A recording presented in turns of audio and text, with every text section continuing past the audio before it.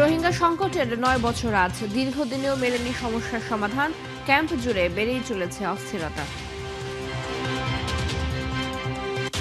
রংপুরে ৪ হত্যার ঘটনায় বাড়ছে ক্ষোভ, চলছে প্রতিবাদ। ঘটনার অধিকতর তদন্তের দাবি স্বজন ও এলাকাবাসী। ফেনীর নুসরাত হত্যা মামলার রায়ে সন্তুষ্ট পরিবার, ন্যায় বিচার প্রতিষ্ঠা হয়েছে বলছেন তারা।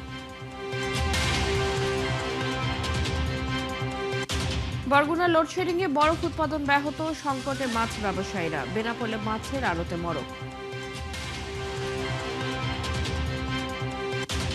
এবং ভোলার চরে 2 বছরে 300 মহিষ চুরি, আতঙ্কে খামার মালিকরা, প্রশাসনকে জানিয়েও সাহায্য মিলছে না।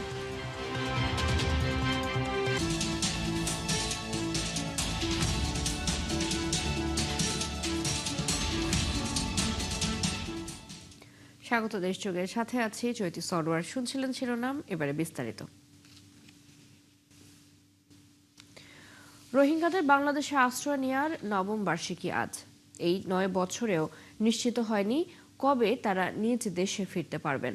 উল্টো কক্সবাজারের রোহিঙ্গা ক্যাম্প জুড়ে চলছে অস্থিরতা আর রক্ত ঝরার গল্প। স্থানীয় বাসিন্দারাও চান দ্রুত এই সমস্যার সমাধান হোক। কামরুল ইসলাম মিন্টুর রিপোর্ট। ওপারে মিয়ানমার, এপারে বাংলাদেশ, মাঝখানে চিরচেনা নাফনদী। এপার থেকে ওপারের দূরত্ব কেবল 45 মিনিটের নদীপথ। স্থলপথে কোথাও দূরত্ব মাত্র কয়েক পা। চোখ মেললে বহু রোহিঙ্গা দেখতে পান ফেলে আসা সে ভিটে মাটি, অথচ আপন ঘরে ফিরতে পারেন না 13 লাখ রোহিঙ্গা, যারা সামরিক জান্তার নিপীড়নে দেশ ছেড়ে ঠাঁই নেন বাংলাদেশে। রোহিঙ্গাদের আক্ষেপ, বিশ্ববাসী তাদের কথা ভুলে যাচ্ছে, তাদের খাদ্য সহায়তা কমে গেছে, স্বদেশে ফেরানোর প্রতিশ্রুতিও দিন দিন ফিকে হয়ে আসছে। যারা যদি বর্মার মাঝে ফরেনার দিতে গেলে তারা রাইট হনে দিব, দিন বাদে বাজে আবার লড়াইব, ওনারা ভিডিওটা আবার ফুরিব। এই জাতি এবার টাইটেল দিয়ে জাতি, এবার আইডেন্টি দিয়ে জাতি, এবার নাম দিয়ে রোহিঙ্গা জাতি, রোহিঙ্গা মুসলিম আর কানোর বাসিন্দা। এবছরের 100 বছরের আগর 800 বছরের আগর ধর আর কানো মা বসবাস করতে কমিবা। রোহিঙ্গা সমস্যা সমাধানে কাজ করেন এমন বিশেষজ্ঞরা বলছেন, মিয়ানমার সরকার চাপে পড়ে রোহিঙ্গাদের ফেরত নেবার কথা বলে প্রতি বছর, কিন্তু আবার নানা অজুহাতে পিছিয়ে যায়। কারণ আরাকান এখনো আরাকান আর্মির নিয়ন্ত্রণে, সেখানকার পরিবেশ অশান্ত। ওইখানে আনটিল সেফ জোন ডেভেলপ করা না পর্যন্ত আমরা এখনো বলতে পারবো না যে কবে রোহিঙ্গাদের ফেরত নিয়ে যাবে। বাংলাদেশ সরকার সদিচ্ছা থাকলে হবে না, এইখানে আরাকান আর্মি বা মায়ানমারের একটা সদিচ্ছাও থাকতে হবে। এই সদিচ্ছা জায়গাটা তৈরি করার জন্য সরকার যেটা করতে পারে সেটা হচ্ছে যে কভার ডিপ্লোমেসিকে এনকারেজ করতে পারে। মিয়ানমারের জায়গা থেকে এক ধরনের অসহযোগিতা এবং মিয়ানমারের জায়গা থেকে এক ধরনের সদিচ্ছার অভাব, আন্তরিকতার অভাবের কারণে মিয়ানমারে কোনো রোহিঙ্গা ফেরত যায় না। বাংলাদেশের শরণার্থী ত্রাণ প্রত্যাবাসন কমিশনারও রোহিঙ্গা সংকট সমাধানের কোনো পথ দেখছেন না এখনই। রোহিঙ্গারা কেন আসছে? তারা তো আসছে প্রাণের ভয়ে, যান বাঁচানোর জন্য বাংলাদেশে আশ্রয় নিয়েছে। তো যেইখান থেকে এসেছে সেইখানে তো পরিস্থিতি এমন হয়নি যে তারা ফেরত গিয়ে ওখানে নিরাপদে থাকবে, সেরকম তো হয়নি। আর কক্সবাজারের সচেতন মানুষেরা জানান, দীর্ঘদিন একটি ক্যাম্পে বসতির কারণে সংঘর্ষ বাড়ছে, সৃষ্টি হচ্ছে নতুন সন্ত্রাসী গোষ্ঠী, নতুন নতুন অপরাধ সৃষ্টি হচ্ছে ক্যাম্পে। কামরুল ইসলাম মিন্টু, 71, কক্সবাজার। দিনটির নানা আয়োজনে খবর জানাতে কক্সবাজার থেকে যুক্ত হচ্ছেন সহকর্মী তারেক হায়দার। তারেক, দিনটিকে ঘিরে কি কি আয়োজন রয়েছে আজ জানাবেন।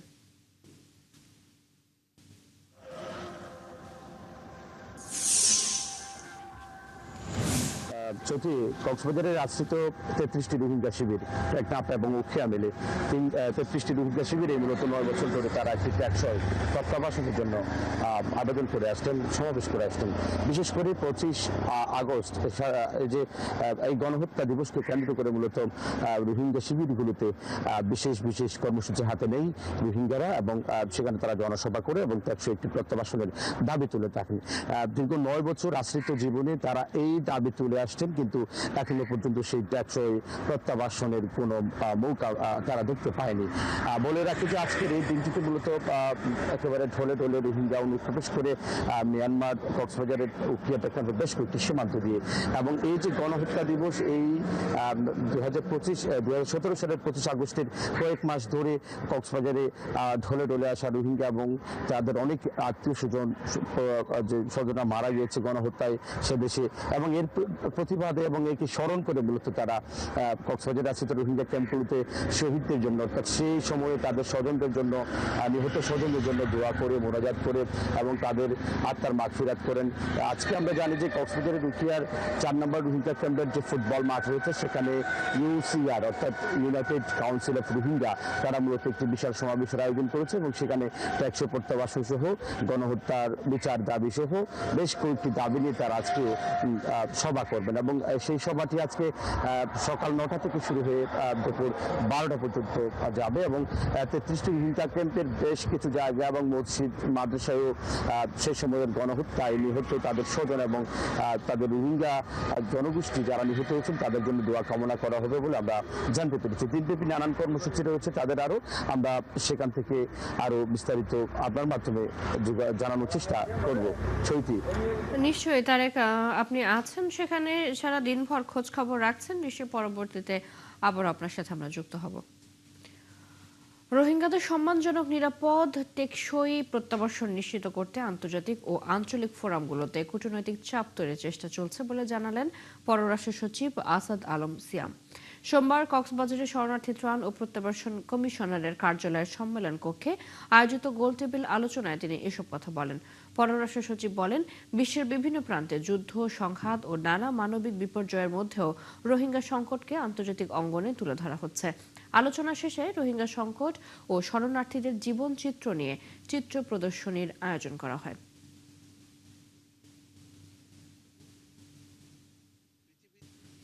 চারিদিকে নানা ধরনের যে বিপর্যয় এবং যুদ্ধ সংঘাত রয়েছে তার মধ্যে রোহিঙ্গাদের সমস্যা পৃথিবীর সবার কাছে পৌঁছে দেওয়া, আন্তর্জাতিক ফোরামে জাগরুক রাখা একটা বিরাট চ্যালেঞ্জ।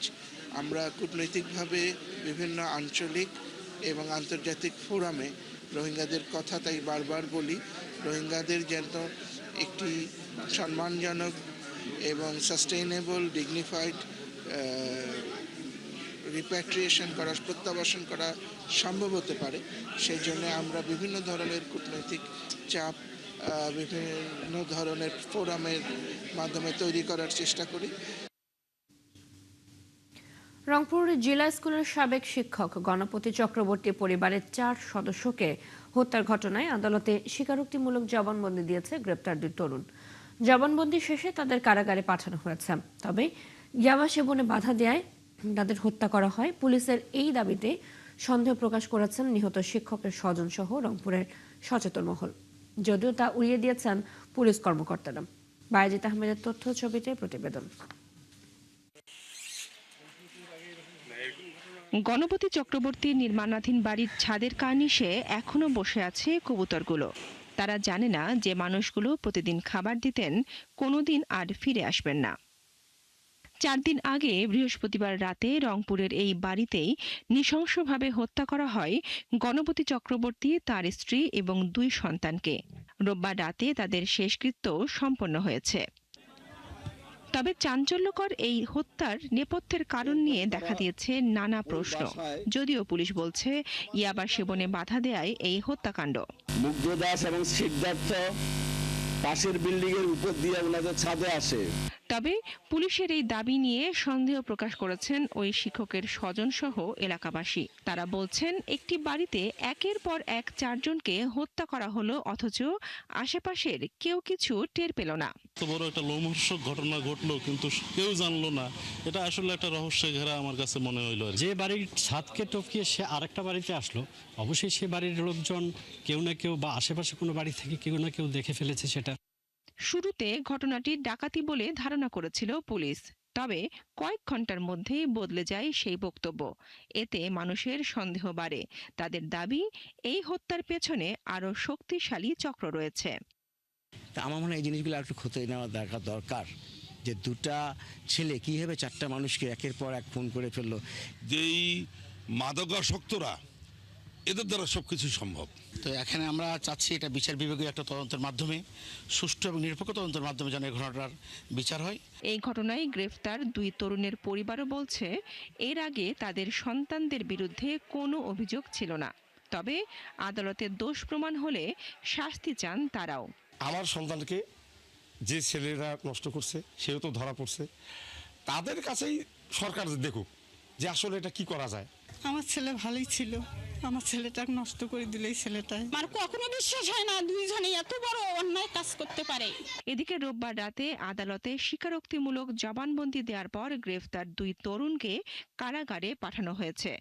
পুলিশ জানিয়েছে বিভিন্ন আলামত, ফরেনসিক তথ্য, ময়নাতদন্ত এবং সিসিটিভির ফুটেজ মিলিয়ে দেখা হচ্ছে।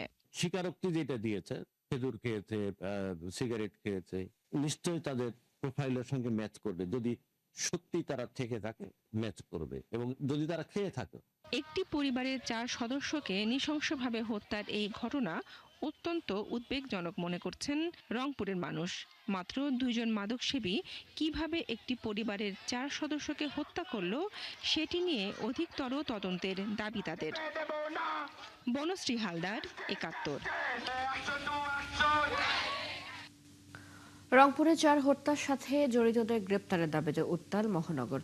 হত্যার প্রতিবাদে মানববন্ধন করেছে রংপুর মহানগর নাগরিক কমিটি। সোমবার রংপুর প্রেস ক্লাবের সামনে এই কর্মসূচি পালন করা হয়। মানববন্ধনে বক্তারা বলেন, মর্মান্তিক ঘটনার সাথে শুধু 2 জন নয়, অনেকেই জড়িত থাকতে পারে। তাই ঘটনার সত্যতা নিশ্চিত এবং প্রকৃত অপরাধীদের গ্রেপ্তারের দাবি জানান তারা।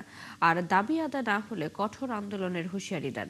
এদিকে একই দাবিতে সড়ক অবরোধ করে বিক্ষোভ ও শোক র্যালি করেছেন রংপুর জেলা স্কুলের শিক্ষার্থীরা।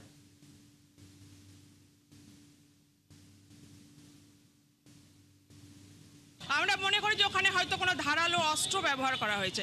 আরেকটি সবচেয়ে গুরুত্বপূর্ণ বিষয় হলো যে যখন মেয়ে আর মাকে আমরা দেখেছি, তাদের লাশ যখন দেখেছি, তাদের লাশ কিন্তু মোটামুটি বিবস্ত্র অবস্থাতেই ছিল। সেখানে ধর্ষণের মতো ঘটনা ঘটেছে কিনা, ঘটনার সাথে যারা জড়িত রয়েছে তাদেরকে চিহ্নিত করে দ্রুত তাদেরকে আইনের আওতায় নিয়ে এসে এর যে দৃষ্টান্তমূলক শাস্তি সেটি নিশ্চিত করবে, এবং সেটি নিশ্চিত করতে যদি রাষ্ট্র সরকার ব্যর্থ হয় তাহলে আমরা মনে করি যে এর দায়ভার রাষ্ট্র সরকারকেই নিতে হবে। ফেনীর আলোচিত নুসরাত জাহান রাফি হত্যা মামলার ডেথ রেফারেন্স ও আসামিদের আপিলের রায়ে সন্তোষ প্রকাশ করেছে নিহতের পরিবার। দীর্ঘ প্রতীক্ষার পর উচ্চ আদালতের এই রায়ে ন্যায় বিচার প্রতিষ্ঠিত হয়েছে বলে জানিয়েছেন তারা। রায়ে 2 জনের মৃত্যুদণ্ড বহাল থাকলেও খালাস পেয়েছেন একাধিক আসামি। জহিরুল হক মিলুর তথ্য ও ছবিতে প্রতিবেদন।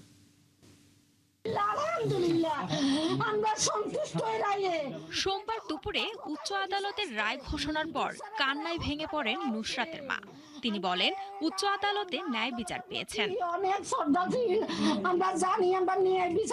তিনি দাবি করেন, সামাজিক যোগাযোগ মাধ্যমে তার মেয়েকে নিয়ে অপপ্রচার চালানো হলেও এই রায়ের মাধ্যমে প্রমাণিত হয়েছে যে নুসরাতকে পরিকল্পিতভাবে হত্যা করা হয়েছিল। আমার ছেলের বিরুদ্ধে, আমাদের ফ্যামিলির বিরুদ্ধে যেভাবে মান সম্মান তেনা করিয়ে লাগছে, আমরা ধৈর্য ধরিয়ে রয়েছি বাবা। স্থানীয়রা বলছেন, এই রায়ের মাধ্যমে সমাজে অপরাধ প্রবণতা কমবে এবং বিচারহীনতার অবসান ঘটবে। এলাকাবাসীর প্রতি আজকে রায়ের প্রতি খুশি আছি, আমরা সরকারের প্রতি কৃতজ্ঞতা প্রকাশ করতেছি। আজকের এই রায়ের মাধ্যমে প্রমাণিত হলো যে আদালত এখানে একটি ন্যায় বিচার করেছে। রায়ে আমরা দেখতেছিলাম যে এখানে আমাদের গ্রামবাসীও খুশি, আলহামদুলিল্লাহ নুসরাতের মাও খুশি, আর এবং যারা আসামি ছিল বিগত সময়ে আসামি পক্ষরাও খুশি। এদিকে নুসরাতের পরিবারকে প্রশাসনের পক্ষ থেকে নিশ্ছিদ্র নিরাপত্তা দেয়া হবে বলে জানালেন এই পুলিশ কর্মকর্তা। রায় হয়েছে এবং আমরা আছি, কোনো ধরনের বিশৃঙ্খলা, কোনো ধরনের ঝামেলা যাতে না হয়, আমরা সবসময় নিরাপত্তায় আছি, নিরাপত্তায় থাকবো। নুসরাত হত্যাকাণ্ডের প্রায় 7.5 বছর পর হাইকোর্টে এলো বহুল আলোচিত এই মামলার রায়। রায়ে 16 জন আসামির মধ্যে 2 জনের মৃত্যুদণ্ড বহাল রাখা হয়েছে। 4 আসামিকে দেয়া হয়েছে যাবজ্জীবন কারাদণ্ড, আর খালাস পেয়েছেন 10 আসামি। শান্তা ইসলাম, 71। বৈরী আবহাওয়ায় উত্তাল বঙ্গোপসাগরে 14 জেলে সহ ডুবে গেছে বরগুনার পাথরঘাটার এফবি বরকত নামের একটি মাছ ধরার ট্রলার। এ সময় ট্রলারে থাকা 5 জন জেলে নিখোঁজ হন। সোমবার বিকেলে কুয়াকাটা থেকে 50 কিলোমিটার দক্ষিণ পূর্ব বঙ্গোপসাগরে মাছ শিকার করার সময় ঢেউয়ের তোড়ে ডুবে যায় পাথরঘাটার আশরাফ কোম্পানির ট্রলারটি। ট্রলারটিকে ডুবে যেতে দেখে 9 জেলেকে উদ্ধার করে পাশের এলাকার জেলেরা। তবে এ সময় ট্রলারে থাকা আরো 5 জেলে নিখোঁজ হন। এর আগে গত 3 দিন আগে পাথরঘাটা থেকে মাছ শিকারের উদ্দেশ্যে রওনা হয় ট্রলারটি।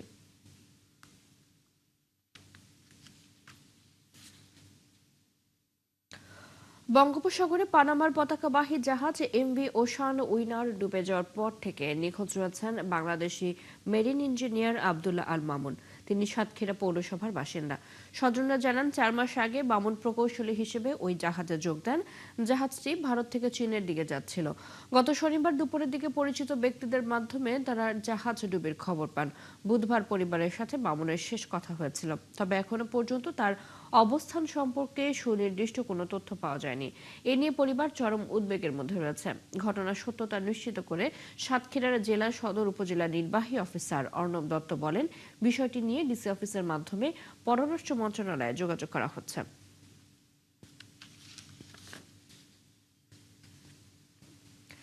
দেশজুড়ে এখনো গ্যাস সংকট কাটেনি। বাসাবাড়ি সহ ফিলিং স্টেশনে গ্যাস সংকট প্রবল হচ্ছে। শিল্পাঞ্চলও ক্ষতিগ্রস্ত হচ্ছে। এই মুহূর্তে আশুলিয়ার গ্যাস সংকট নিয়ে আরো জানাতে আমাদের সাথে যুক্ত হচ্ছেন সহকর্মী জাহিদুল ইসলাম অনিক। অনেক গ্যাস সরবরাহের কারণে কি ধরনের ভোগান্তি দেখছেন, কবে নাগাদ গ্যাস সরবরাহ স্বাভাবিক হবে, সংশ্লিষ্টরা কি বলছেন, সব মিলে জানাবেন।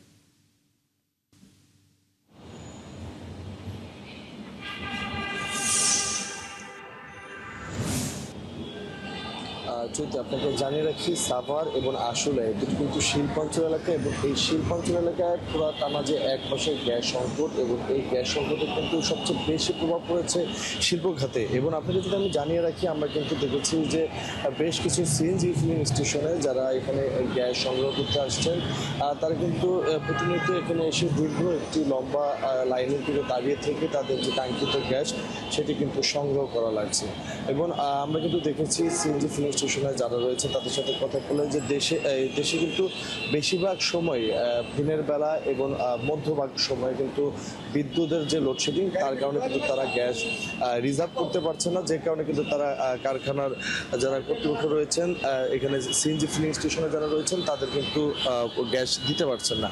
আবার একটু কথা বলি, আপনারা দিনের গ্যাস দিতে না পারার কারণ কি? গ্যাস সংকটের কারণ, আর দ্বিতীয়ত হচ্ছে গিয়ে বিদ্যুৎ সংকটের কারণ। একটু ব্যাপক পরিমাণ লোডশেডিং এর জন্য আমরা স্বাভাবিকভাবে গ্যাস সরবরাহটা করতে পারতেছি না। কতক্ষণ এরকম লাইনে দাঁড়িয়ে থাকা লাগে, বা প্রেশার কি পরিমাণ? প্রেশার খুবই সামান্য পরিমাণ, আর লাইনে তো অনেক সময় দাঁড়ায় থাকতে হয়। আর একবার বিদ্যুৎ গেলে 2 ঘন্টা 3 ঘন্টা করেও বিদ্যুৎ আসে না, এতে সবারই ভোগান্তির সৃষ্টি হচ্ছে। যেমনটি শুনছেন, আপনাকে জানিয়ে রাখি যে শিল্পাঞ্চলে গ্যাসের যে তীব্র সংকট এবং স্বল্প চাপের কারণে কিন্তু পোশাক কারখানার যে ডাইং ইউনিট এবং চামড়া শিল্পের যে উৎপাদন, সেটি কিন্তু এখন কিন্তু প্রায় অনেকটাই অর্ধেকে কিন্তু নেমে এসেছে। তাছাড়া কিন্তু অনেক কারখানা যারা হলো বয়লার ব্যবহার করেন এবং ফিনিশিং কাজে যাদের গ্যাস প্রয়োজন হয়, সেই সকল জায়গায় কিন্তু আমরা দেখেছি যে মাঝে মধ্যে এই গ্যাস সংকটের কারণে কিন্তু তারা বিভিন্ন ইউনিট কিন্তু বন্ধ রেখেছেন, যার কারণে কিন্তু রপ্তানির যে আদেশে তাদের যে সম্পন্ন করার কথা সেটি কিন্তু ব্যাহত হচ্ছে। এবং এর ফলে কিন্তু একটি ভোগান্তির আশঙ্কা থেকে যে জায়গায় যদি কোনো কারখানা তাদের ঠিক সময় মতো যদি তারা তাদের কারখানায় যদি পোশাক রপ্তানি করতে না পারে, সেক্ষেত্রে কিন্তু শ্রমিকদের যে বেতন সেটা নিয়ে কিন্তু একটি অনিশ্চয়তা থেকে যায়।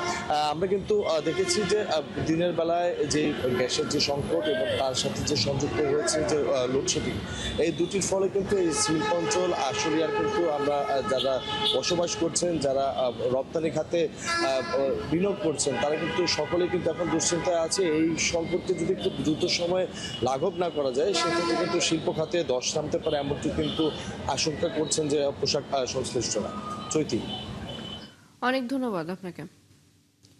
আমাদের সাথে আশুলিয়া থেকে যুক্ত হয়ে গ্যাস সংকটের বিষয়ে জানাচ্ছিলেন সহকর্মী জাহিদুল ইসলাম অনিক। এদিকে বরগুনার পাথরঘাটায় তীব্র লোডশেডিং এ ব্যাহত হচ্ছে বরফ উৎপাদন।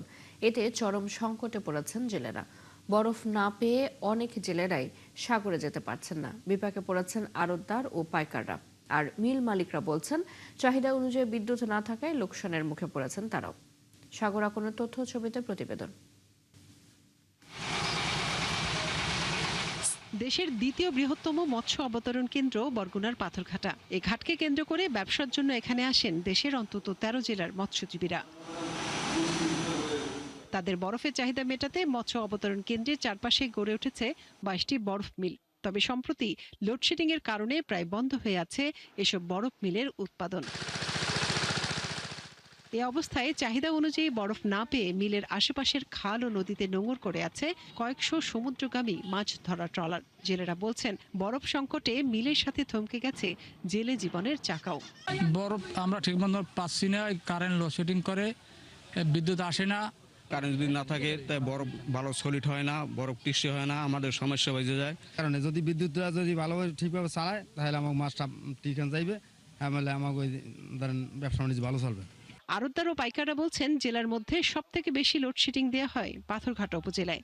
অথচ এই উপজেলার প্রায় 90% মানুষ মৎস্য পেশায় জড়িত। তারা বলছেন বরফ সংকটে ঢাকা সহ দেশের অন্তত 10 জেলায় মাছ সরবরাহ বন্ধ হয়ে আছে। বরফ মিল যখন বিদ্যুতের কারণে চালাইতে পারতেছে না তখন আমাদের অবস্থা খুব করুণ। বরফের টেম্পার থাকে না, বরফ যতটুকু তৈরি হয় ততটুকু আবার গলে যায়।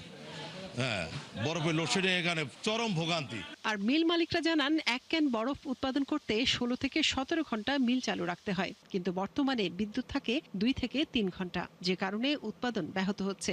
বিদ্যুৎ যদি না থাকে তো মাছ তো পয়সা যায়, দাম কমে যায়, বিভিন্ন ধরনের সমস্যা থাকে। যখন আমাদের 6 সিলিন্ডার আমাকে 15-20টা মোটর চলে, তখন দেখা যাইতেছে সুইচ কেবল অন করছে, এর ভিতরেই আবার চলে গেছে। তবে পল্লী বিদ্যুৎ সমিতির কর্মকর্তারা বলছেন চাহিদার বেশি বিদ্যুৎ সরবরাহ করছেন তারা। এই বরফ কল যদি আমাদের ঠিক মতো না চলে তাহলে এই এলাকায় বড় ধরনের একটা ঝামেলা হইতে পারে বা ম্যাসাকার হইতে পারে। এই জন্য আমরা আমাদের ঊর্ধ্বতন কর্তৃপক্ষকে এটা স্পেশাল দৃষ্টি দেওয়ার জন্য আমরা এটা জানিয়েছি। এবং এ বিষয়ে জেলা মৎস্য কর্মকর্তা জানান গুরুত্ব বিবেচনায় পাথরঘাটা উপজেলাকে জরুরি বিদ্যুতের তালিকায় নিয়ে আসার চেষ্টা চলছে। আমাদের যে বিদ্যুৎ বিভাগ আছে ওনাদেরকে চিঠি দিয়ে এটাকে কেপি অন্তর্ভুক্ত করা যায় কিনা সেটা চেষ্টা করা যেতে পারে, যে যেখানে আমাদের বরফ কল আছে সেখানে যাতে সরবরাহটা স্বাভাবিক থাকে। পাথরঘাটায় প্রতিদিন 14 মেগাওয়াট বিদ্যুতের চাহিদা থাকলেও মাত্র 5 মেগাওয়াট বিদ্যুৎ সরবরাহ করা হয়।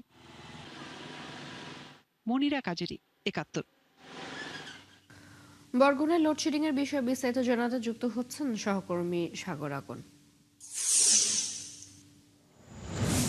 সাগর, কি পরিমাণ বরফ উৎপাদন হচ্ছে, এতে জেলেদের কতটুকু চাহিদা মেটানো সম্ভব এবং সংকট সমাধানের বিষয়ে কি বলছে সংশ্লিষ্ট কর্তৃপক্ষ?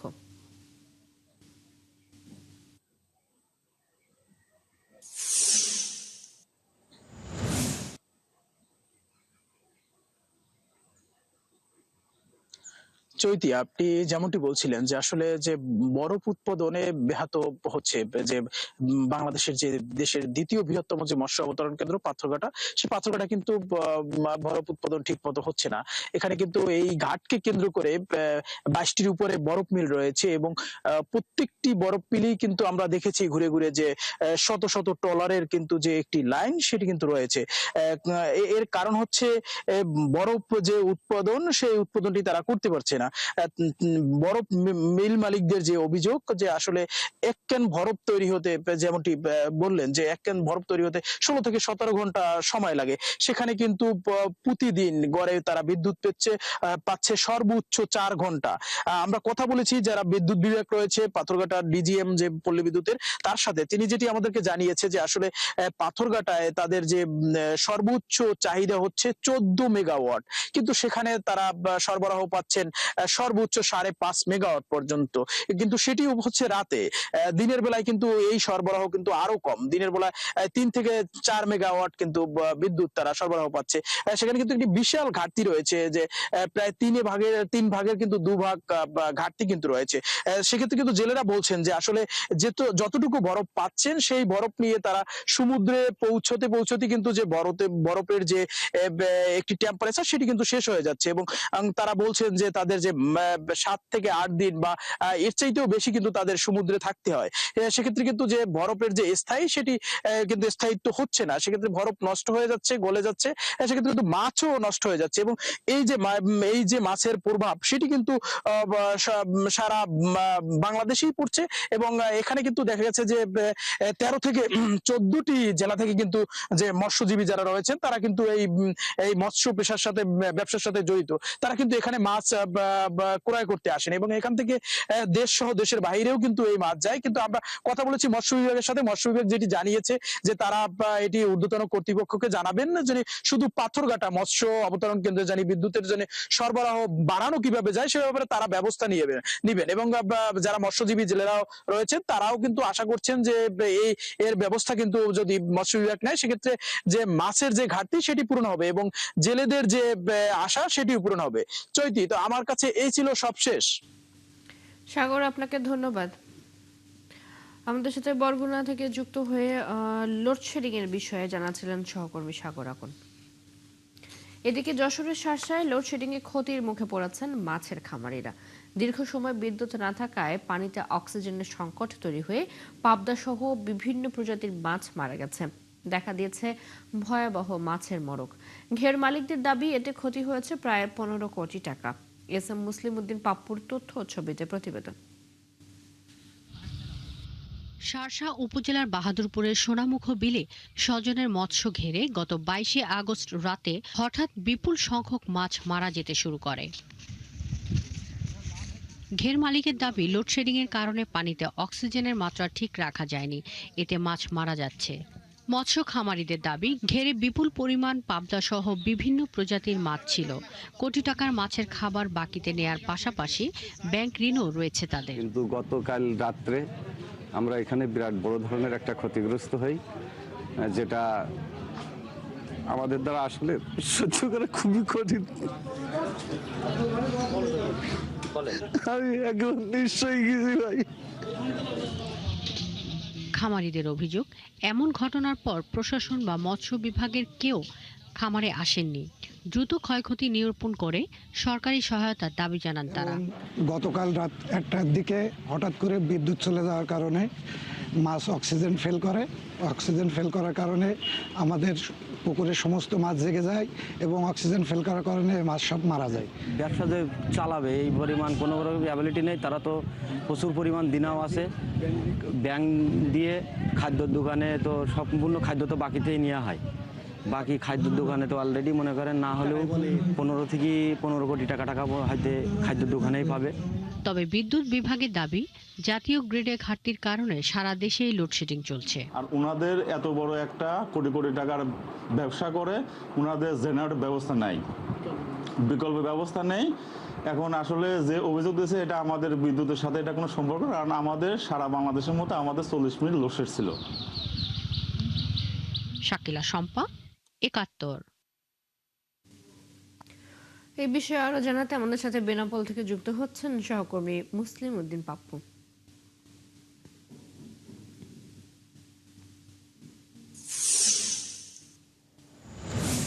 পাপ্পু, কতজন খামারি ক্ষতিগ্রস্ত হয়েছেন, তাদের এই ক্ষতি পুষিয়ে নিতে কি ধরনের পরামর্শ দেওয়া হচ্ছে বা সংশ্লিষ্ট কর্তৃপক্ষ যারা রয়েছেন তারা কি বলছেন? আপনি যেমনটি বলছিলেন, যশোরের শার্শা উপজেলা বাহাদুরপুর ইউনিয়নের রায়পাড়া সোনামুখ বিলের স্বজনের ঘেরে ভয়াবহ মাছের মরকে প্রায় 15 কোটি টাকা ক্ষতি হয়েছে বলে দাবি করেছে ঘের মালিকরা। আর আপনাকে আমি বিষয়টি পিছন থেকে একটু ঘোরায় দেখি। এবং গত 22 আগস্টের রাতে দীর্ঘ সময় বিদ্যুৎ না থাকায় পানিতে অক্সিজেন সংকটের দেখা দেয়। বৈরী আবহাওয়ার কারণে পরিস্থিতি আরো ভয়াবহ হয়ে পাবদা সহ বিভিন্ন প্রজাতির বিপুল পরিমাণে মাছ মারা যায় বলে দাবি করেছেন ঘের মালিক। এসএফ মৎস্য খামারের যৌথ উদ্যোগে আলফাজুল হক ও ফারুক হোসেন জানান, মাছের চাষে তারা কোটি কোটি টাকা বিনিয়োগ করেছেন এবং ব্যাংক ঋণ সহ বিভিন্ন ব্যবসায়ীদের কাছ থেকে বাকিতে খাদ্য নিয়েছেন। মাছ মারা যাওয়ায় তারা চরম আর্থিক সংকটে পড়েছেন। খামারটির উপরে প্রত্যক্ষ পরোক্ষভাবে প্রায় 30টি পরিবার নির্ভরশীল। তবে আপনাকে একটু বলি আমি, এখানে যেহেতু এটা এই একটি ঘেরেই শার্শা থানায় আমার জানা মতে একটি ঘেরেই মাছ মারা গেছে বলছে, দাবি করছে। এদিকে আপনার মঞ্জুরুল ইসলাম এজিএম বেনাপোল পল্লী কেন্দ্র নিয়ম অনুযায়ী 40 কিলোমিটার 40 মিনিট রাত্রে লোডশেডিং ছিল এবং জেনারেল অফিস এটা আমাদেরকে জানিয়েছে। তবে আপনাকে একটু বলি, প্রায় প্রায় এটা হচ্ছে 200 বিঘের, এটা হচ্ছে স্বজনের ঘের বলে একটি ঘের, এখানে লটা দিঘি বলা হয় এটাকে, এবং 200 বিঘের ঘেরটি অরিজিনালি হচ্ছে 200 বিঘে।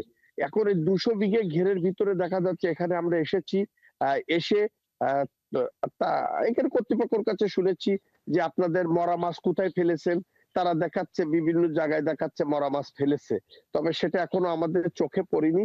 আরেকটা বিষয় আপনাকে বলি, পাবদা মাছটি খুব সূক্ষ্ম মাছ, যেমন একটু অক্সিজেন কম হলে তারা মাছটি এমনি মারা যায়। আর আপনাকে আর এইখানে মানে ফ্যাক্টর যে আপনার যে খামারকারী যিনি একজন মালিক, তিনার জেনারেটর ব্যবস্থা নিজস্ব ছিল না বলে দাবি করেছে অনেকেই। চৈতি, শেষ আমার কাছে এই পর্যন্ত আছে। পাপ্পু, ধন্যবাদ আপনাকে। আমাদের সাথে বেনাপোল থেকে যুক্ত হয়েছিলেন সহকর্মী মুসলিম উদ্দিন পাপ্পু।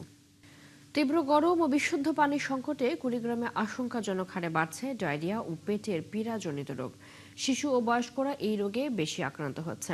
সোমবার পর্যন্ত কুড়িগ্রাম সদর হাসপাতালে 70 জন ডায়রিয়া রোগী ভর্তি হয়ে চিকিৎসা নিচ্ছে। এর মধ্যে বেশিরভাগই বয়স্ক রোগী। তবে হাসপাতালে ধারণ ক্ষমতা ও তীব্র স্যালাইন সংকট থাকায় বিপাকে পড়েছেন রোগীরা। আর হাসপাতালে ধারণ ক্ষমতার চেয়ে বেশি রোগী ভর্তি থাকায় অনেকেই বারান্দা ও মেঝে থেকে চিকিৎসা নিচ্ছেন। এদিকে চিকিৎসকরা বলছেন, অতিরিক্ত গরম, অনিরাপদ পানি পান এবং খাদ্য দূষণের কারণে এসব রোগের প্রকোপ দ্রুত ছড়াচ্ছে।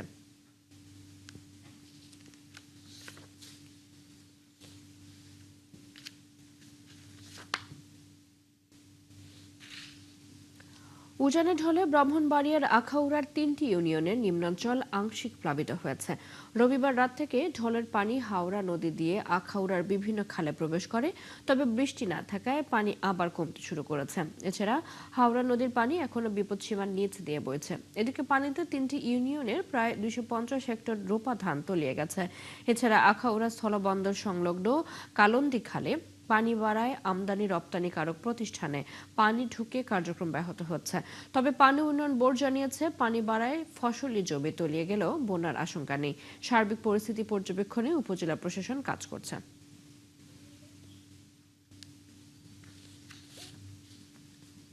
ভোলার বৈরাগী চরের মহিষ বাথানে চুরির আতঙ্ক বাড়ছে। খামার মালিকরা জানান, গত 2 বছরে কমপক্ষে 300 মহিষ চুরি হয়েছে। বিষয়টি প্রশাসনের কাছে জানিয়েও কোনো লাভ হয়নি। কামরুল ইসলামের তথ্য ছবিতে প্রতিবেদন। ভোলার মেঘনা নদীর বৈরাগীর চর। এই চরে নেই পাকা রাস্তা, বিদ্যুৎ বা মানুষের বসতি। আছে শুধু বিস্তীর্ণ সবুজ ঘাসের মাঠ আর শত শত মহিষ, সাথে কিছু রাখাল। এখানে রাত হলেই চলে মহিষ চুরির তাণ্ডব। বারবার প্রশাসনের দ্বারস্থ হয়েও মহিষ চুরি বন্ধ হচ্ছে না। বিগত কয়েক বছর আমাদের পূর্বজ থেকে আমরা মহিষ লালন পালন করে আসছি, কিন্তু আমরা কখনো শুনি নাই যে মহিষ চুরি হয়। এই 5 তারিখের পরের থেকে আমার 35টার উপরে মহিষ এ পর্যন্ত চুরি হয়েছে। 4বার মহিষ চুরি হয়েছে। মহিষ আইয়া গেল, আমরা অন্তত 10 বছর পরে এই মহিষ আমরা পাইছি। মহিষ চুরির কথাটা আমরা এই 2 বছরে মহিষ চুরির কথাটা শুনি, তার আগে কোনো মহিষ যে চুরি হতে আমরা জানতামই না। খামারিদের অভিযোগ, গভীর রাতে মহিষ চুরি হয়। নদীপথে দ্রুতগতির ট্রলার নিয়ে চরাঞ্চলে ঢুকে নির্জন বাথানগুলোকে টার্গেট করে সংঘবদ্ধ চোরের দল। কষ্ট বসে লিয়ে গেছে, আমরা তো গরিব মানুষ, অসহায় মানুষ, এইভাবে লালন পালন করে কোন রকম চলি। কিছু নিচে বিলের থেকে, কিছু নিচে কিলা থেকে, এইভাবে আমাকে 35-40 বছর মতো গেছে। আমার এই 10 দিনের ভিতরে আমার কালকে নিয়ে গেছে 6টা, এর আগে নিয়ে গেছে 5টা, এর আগে নিয়ে গেছে অনেকগুলি মহিষ। আপনার এই বাচ্চা থুয়া আপনার মাদাম লই গেছে 4-5টা, এমন বাচ্চা এগুলি বান্ধে রাখছি, আমরা এগুলি ঠিক মতন দুধ অন্য বসে লাগাইছি, ঠিক মতন দুধ খাওয়ান যায় না।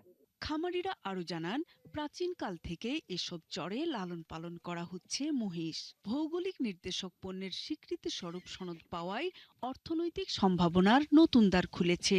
ভোলার মহিষের দই এখন শুধু একটি খাদ্য নয়, এটি একটি স্বীকৃত ঐতিহ্য। এদিকে চুরি রোধে আইনানুগ ব্যবস্থা নেয়ার কথা জানান কোস্টগার্ড। বিশেষ অভিযানের পাশাপাশি সন্দেহজনক নৌযান এবং ব্যক্তিদের চলাচলের উপর নিবিড়ভাবে নজরদারি রাখা হচ্ছে।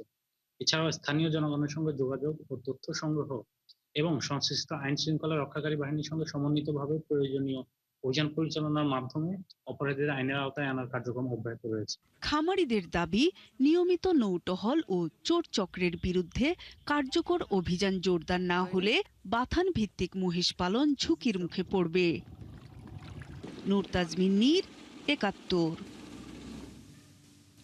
মাদারীপুরের শিবচরে আড়িয়াল খাঁ ব্রিজ থেকে নদীতে ফেলে দেয়া শিশু আবিরের অর্ধগলিত মরদেহ উদ্ধার করেছে পুলিশ। সোমবার উপজেলার নীলখি এলাকার মাদ্রাসা ঘাটে আড়িয়াল খাঁ নদে শিশুটির মরদেহ ভাসতে দেখে শিবচর থানা পুলিশকে খবর দেয় স্থানীয়রা। পরে শিবচর থানা পুলিশ ও নৌ পুলিশ মরদেহটি উদ্ধার করে। পুলিশ জানায়, গত ১৯ আগস্ট সকালে শিবচরের মাধবচর ইউনিয়নের একটি ঝোপ থেকে অজ্ঞাত নারীর মরদেহ উদ্ধার করে পুলিশ। পরে মরদেহের পরিচয় শনাক্ত করে মৃত শাম্পা খাতুনের বাবা সামরুল ইসলাম। পরদিন তিনি বাদী হয়ে শিবচর থানায় একটি হত্যা মামলা দায়ের করেন। মামলায় তার নাতি আবির নিখোঁজ রয়েছে বলেও উল্লেখ করেন।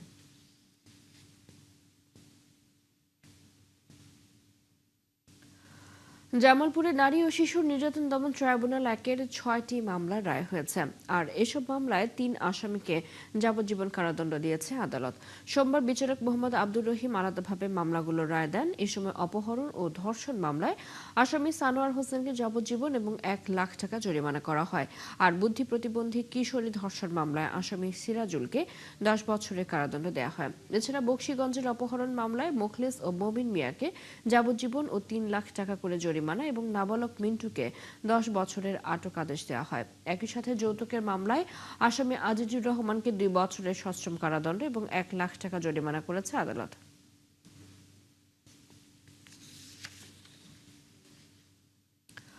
মৌলভীবাজারে দীর্ঘ 12 বছর পর শিশু রুনা বেগম হত্যা মামলার রায় পিতা শরীফ আলীকে মৃত্যুদণ্ড এবং 50,000 টাকা জরিমানা করেছে আদালত। সোমবার অতিরিক্ত জেলা ও দায়রা জজ দ্বিতীয় আদালতের বিচারক আনোয়ারুল হক এই রায় দেন। 2014 সালে জেলার কমলগঞ্জ উপজেলার পূর্ব ভানুবিল গ্রামে সালেক মিয়ার সাথে জমি নিয়ে বিরোধ চলছিল প্রতিবেশী শরীফ আলীর।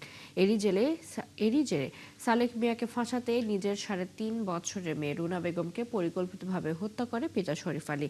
এ ঘটনায় মেয়ের মা নেকজান বিবি আদালতে হত্যা মামলা দায়ের করেন।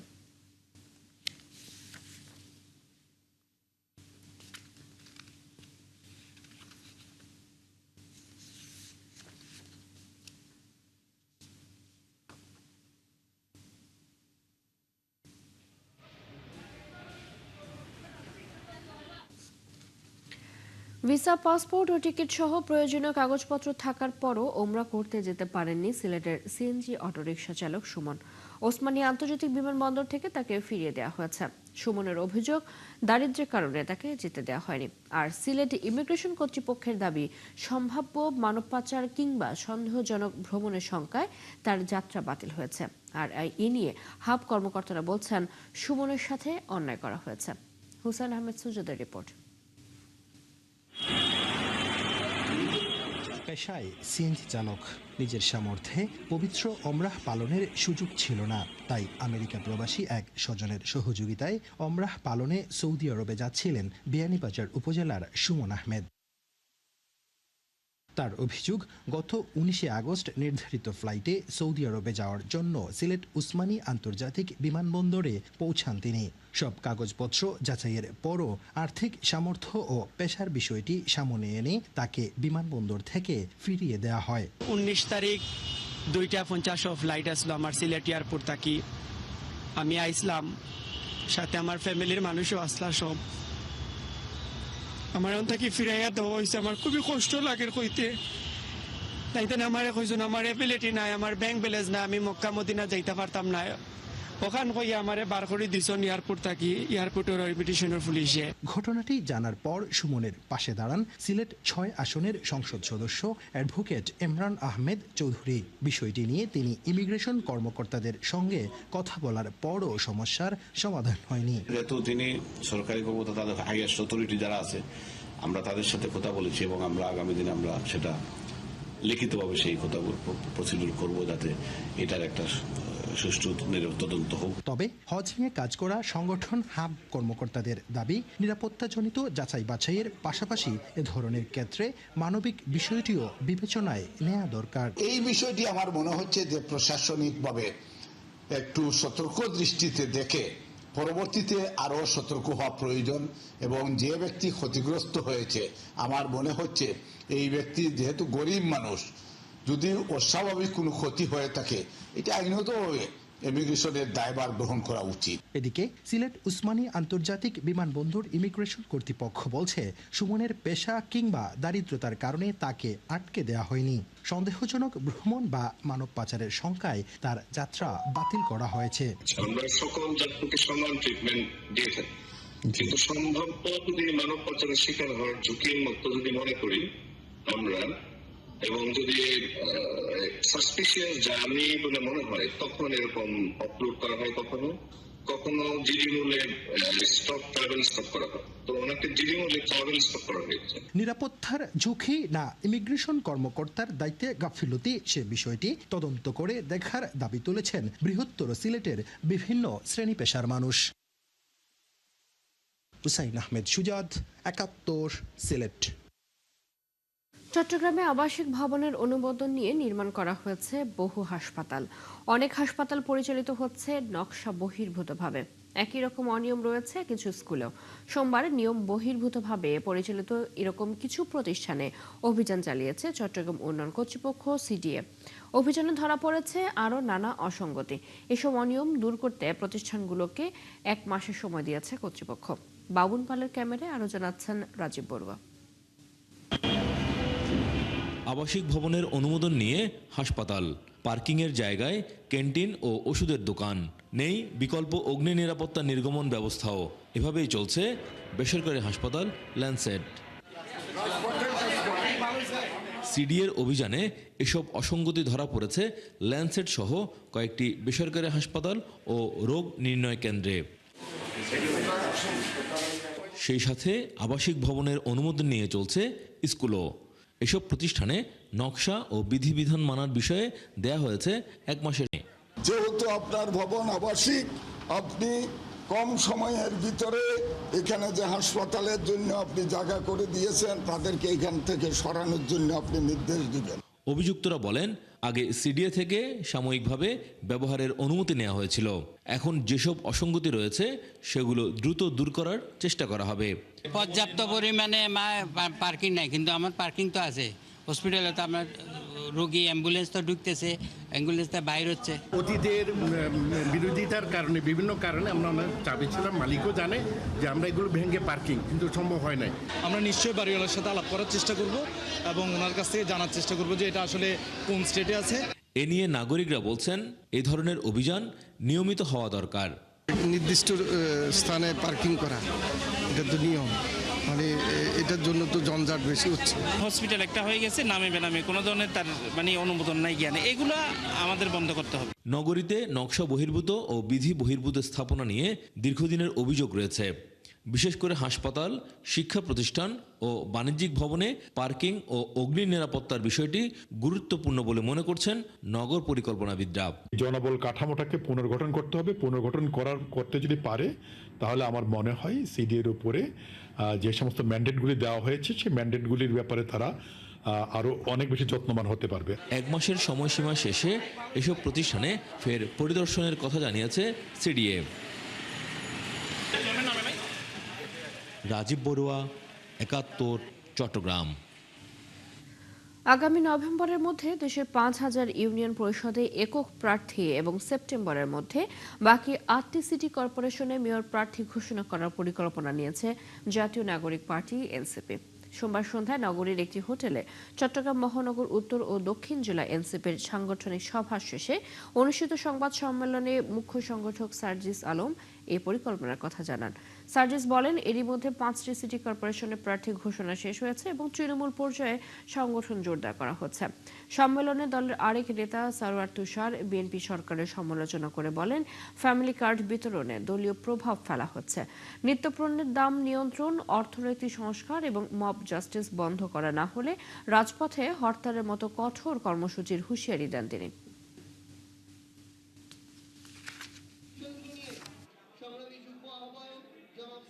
আমরা এককভাবে নির্বাচনের প্রস্তুতি নিয়ে এগিয়ে যাচ্ছি এবং আমরা এটুকু বলতে চাই যে সারা বাংলাদেশের প্রত্যেকটা ইউনিয়নে ওয়ার্ডে এনসিপি তার অঙ্গ সংগঠন কিংবা এনসিপিতে আসতে চান এমন যারাই এনসিপির হয়ে আগামী নির্বাচনে লড়াই করতে চান, আপনারা এনসিপির সাথে সংগঠিত হন, কমিটিতে আসুন। আজকে বিএনপি সরকারের আমলে একটা প্রাতিষ্ঠানিক মবে পরিণত হয়েছে। তাদের রাজনৈতিক সিদ্ধান্তে, রাজনৈতিক পৃষ্ঠপোষকতা এবং রাজনৈতিক আশকারায় এখন একটা মবের রাজত্ব আমরা দেখতে পাচ্ছি। তো বিএনপির 6 মাসেই তারা যে পরিস্থিতি বা যে আলামত আমাদেরকে বা যে নজির আমাদেরকে দেখাচ্ছে, আমাদের খুবই ভয় হচ্ছে এবং সম্ভবত এটা বিএনপির মানুষেরাও মনে করে, বিএনপির লোকজন, যে তারা 5 বছর টিকবে। ভুয়া ব্যান্ডরোল ব্যবহারের মাধ্যমে শুল্ক ফাঁকি দিয়ে সিলেটে অবাধে ঢুকছে বিদেশি সিগারেট। আবার তৈরি হচ্ছে মানহীন নকল তামাকজাত পণ্য। এতে একদিকে যেমন মারাত্মক স্বাস্থ্য ঝুঁকি বাড়ছে, অন্যদিকে বিপুল পরিমাণ রাজস্ব হারাচ্ছে সরকার। পরিস্থিতি নিয়ন্ত্রণে প্রশাসনের অভিযানের পরও মিলছে না সুফল। বিশ্লেষকদের মতে এখনই লাগাম টানতে না পারলে ভুগতে হবে আগামী দিনে। সিলেট থেকে হুসেন আহমেদ সুজাদের রিপোর্ট, ক্যামেরা ছিলেন তারেক আহমেদ সানি। তামাকজাত পণ্যে সম্পূরক শুল্ক বৃদ্ধিতে বেশি লাভের আশায় চোরাই পথে বিদেশি সিগারেট আনছেন চোরা কারবারিরা। আবারও দেশের অভ্যন্তরে বিদেশি ব্র্যান্ডের আদলে তৈরি হচ্ছে নকল সিগারেটও। এমন সব চুরাই ও নকল সিগারেটে সয়লাভ সিলেটের বাজার। তথ্য বলছে, দেশে বছরে বিক্রি হয় 700 কোটি অবৈধ সিগারেটের শলাকা। এতে 4,500 কোটি টাকার রাজস্ব বঞ্চিত হচ্ছে সরকার, যার উল্লেখযোগ্য অংশই সিলেটের। এমন অবৈধ কর্মকাণ্ড রোধে নিয়মিত অভিযান পরিচালনার কথা বলছে জেলা প্রশাসন। গেল 2 সপ্তাহে জব্দ করেছে 6 থেকে 7 লাখ টাকার চুরাই ও নকল সিগারেট। বিভিন্ন নকল সিগারেটে বাজার সয়লাভ হয়ে গেছে, যার ফলে সরকার রাজস্ব বঞ্চিত হচ্ছে একদিক থেকে, অন্য দিক থেকে আমাদের যে চিকিৎসা ব্যয় সেটাও বেড়ে যাচ্ছে। অর্থাৎ আমাদের ভোক্তার স্বাস্থ্যের ক্ষতি হচ্ছে, চিকিৎসা ব্যয় বাড়ছে এবং সরকারের রাজস্ব থেকে সরকার বঞ্চিত হচ্ছে। বিশেষজ্ঞরা বলছেন, নকল ও চুরাই সিগারেট একদিকে যেমন স্বাস্থ্য ঝুঁকি তৈরি হচ্ছে, অন্যদিকে বিপুল পরিমাণ রাজস্ব হারাচ্ছে সরকার। সরকার ভ্যাট যেটা আমরা রাজস্ব বলি, এটা হিউজ পরিমাণ রাজস্ব থেকে বঞ্চিত হয়। তারপরে হচ্ছে সেকেন্ডলি হচ্ছে স্বাস্থ্য ঝুঁকি বেড়ে যায়, কারণ যখন কম মূল্যের সিগারেট বাজারে সয়লাভ হয়, আমাদের অর্থনীতির যে ল আছে যে দাম যখন কমবে চাহিদা বেড়ে যাবে, তখন মানুষ বেশি বেশি সিগারেটের দিকে ধাবিত হবে। তখন এই যে স্বাস্থ্য ঝুঁকি এবং এই স্বাস্থ্যের যে খরচ, এইটাও কিন্তু আমাদের দেশের সরকারের এক্সটার্নালি ইনডাইরেক্টলি বহন করতে হয়। অভিযোগ করেন, আইন অনুযায়ী ব্যবস্থা না নেয়ায় বাড়ছে অবৈধ বাণিজ্য। এতে ক্ষতির মুখে পড়ছে সার্বিক অর্থনীতি। সংশ্লিষ্টদের মতে, এখনই পদক্ষেপ না নিলে ভবিষ্যতে অবৈধ পণ্যের নিরাপদ নেটওয়ার্কে পরিণত হবে সিলেট। তাই দ্রুত সমন্বিত উদ্যোগের দাবি জানান তারা। হুসাইন আহমেদ সুজাদ, 71 সিলেট। বাক ও শারীরিক প্রতিবন্ধী হবার পরেও ভিক্ষার পথ বেছে না নিয়ে নৌকার বৈঠা টানছেন গোপালগঞ্জের টুঙ্গিপাড়ার রসুল খাঁ। গত 15 বছর ধরে জীবন সংগ্রামের সাথে যুদ্ধ করে সংসার চালাচ্ছেন তিনি। তবে তার আক্ষেপ, দীর্ঘদিনেও তার পাশে এসে দাঁড়ায়নি কেউ। তাই ভাড়ার নৌকায় এখন তার জীবন যুদ্ধের সাথে। আজিজুর রহমান রনির প্রতিবেদন। গোপালগঞ্জের টুঙ্গিপাড়া বর্ণি বাউলের বুক চিরে প্রতিদিন বয়ে চলে একটি কাঠের নৌকা। আর সেই নৌকার বৈঠা টানেন 40 বছর বয়সী বাক ও শারীরিক প্রতিবন্ধী রসুল খাঁ। গত 15 বছর ধরে জীবন সংগ্রামের এই পথ ধরে চলেছেন রসুল, তবুও ভিক্ষার পথ বেছে নেননি। স্পষ্ট করে কথা বলতে পারেন না, শরীরেও নেই ভারী কাজ করার মতো শক্তি। তারপরেও 5 সদস্যের সংসারে খরচ চালাতে এই কষ্টের কাজ বেছে নিয়েছেন রসুল। তবে তার আক্ষেপ, এই 15 বছরেও কেউ তার প্রতি সাহায্যের হাত বাড়ায়নি। প্রতিবন্ধী, সে চলতে ফিরতে পারে না, পরে একটা নৌকা ভাড়া চলে, এতে সংসার চলে নাকি, ছেলে মেয়ে আছে 2-3 জন, পরিবার আছে। শুধুমাত্র হাট ব্যারেজের দিন সপ্তাহে 2টা হাট আছে, এই হাটের দিন একটু কষ্ট হইলেও ওই দিনকে বাজারটা সুন্দরভাবে করতে পারে। এছাড়া খুব কষ্ট হয় হেঁটে চলতে। নৌকায় যাত্রী পারাপারে ভাড়া মাত্র 10 টাকা। এভাবে রসুলের প্রতিদিনের আয় 50 থেকে 300 টাকা। তবে সপ্তাহের 2 দিন হাট থাকায় 600 টাকা পর্যন্ত আয় করেন তিনি, কিন্তু এর অর্ধেকই চলে যায় মহাজনের কাছে। এ নিয়ে আক্ষেপও করেন রসুল। ধরেন 200 টাকা হলে তারে 100 টাকা দেয়া লাগে, আবার 100 টাকা হলে তারে 50 টাকা এরকম দেয়া লাগে। নৌকো ভাড়া নিয়ে তারপরে এখানে চালায়, তাও এটা তো বেশি একটা ইনকাম হয় না, যা হয় তা আবার ভাড়া দেওয়া লাগে নৌকা মালিককে। ওনার ইনকাম করার সেরকম কোনো নিজের পার্সোনাল সেরকম কোনো শক্তি নাই, উনি যতটুকু পারে ওই পরিশ্রম করে এই নৌকা চালায়। জীবন যুদ্ধে হার না মানা রসুলের প্রতি সাহায্যের হাত বাড়িয়ে দেওয়ার আবেদন এলাকার মানুষের। আজিজুর রহমান রনি, 71, গোপালগঞ্জ। চলছে সংবাদ সংযোগ, সরাসরি সংবাদ এবং অনুষ্ঠান দেখতে চোখ রাখুন 71 ফেসবুক পেজে, সাবস্ক্রাইব করুন 71 ইউটিউব চ্যানেল, থাকুন 71 সাথে।